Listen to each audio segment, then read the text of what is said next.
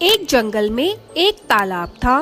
उस तालाब में बहुत से जीव रहते थे।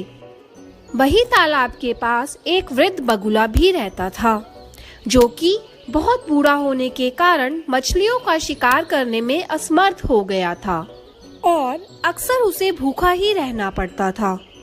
एक दिन जब बगुला तालाब के किनारे बैठा था, तब उसे एक तरकीब सूझी और बगुले ने जोर जोर से रोना शुरू कर दिया।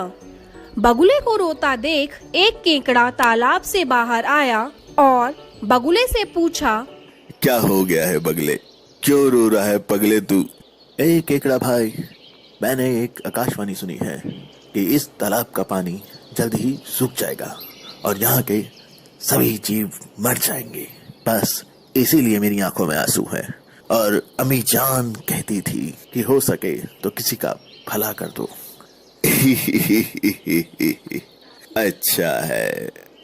केकड़े ने यह बात तालाब में जाकर सभी को बताई और सभी जीव इकट्ठा होकर मदद लेने बगुला के पास आए और बगुला से बोले, अला बगला भाई, क्या आप हमें सुरक्षित स्थान तक पहुंचा सकते हैं? हाँ दोस्तों, यहाँ थोड़ी दूरी पर ही एक विशाल तालाब है। मैं तुम सब लोगों को कुछ ही दिनों में वहाँ पहुँचा दूंगा। सभी जीव मान गए। बगुला एक एक करके मछलियों को ले जाता और उन्हें एक चट्टान पर ले जा करके खा जाता। अब बगुला बहुत खुश था, क्योंकि उसे बिना किसी मेहनत के उसका भोजन मिल रहा था। यह सब कुछ दिन चलता रहा। फिर एक दिन केकड़े की जाने की बारी आई। केकड़ा बगुले की पीठ पर बैठ गया और बगुला भी उड़ चला। कुछ दूरी पर केकड़े ने बगुले से पूछा, क्यों बगुले, खुश तो है ना मछलियाँ वहाँ?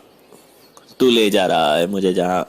बगुला सोचने लगा कि अब इसे सब सच बता ही देता हूँ, क्योंकि इसे भी अब मैं खाने ही वाला हूँ। नहीं बच्चे, मैंने तो झूठ कहा था। ऐसा तो कोई तालाब है ही नहीं। और हाँ, जो मछलियाँ मैं ले गया था वो सारी मछलियाँ मेरे पेट में खुश हैं और अब तू भी वहीं जाने वाला है। केकड़े ने सोचा, यदि यह दुष्ट बगुला जीवित रहा तो उसका और तालाब के सभी जीवों का जीवन संकट में आ जाएगा। यह सोचकर केकड़े ने अपने तेज पंजे बगुले की गर्दन में गाड़ दिए। ये तूने अच्छा नहीं किया बगुले, अब मरेगा बगुला। बगुला धरती पर जा गिरा और मर गया। बहुत फड़फड़ा रहा था, जान बचाएगा सबकी। केकड़े ने यह सारी बात वापस तालाब पर जाकर सभी जीवों को बताई। सभी जीवों ने समझदार केकड़े की प्रशंसा की और उसका धन्यवाद किया।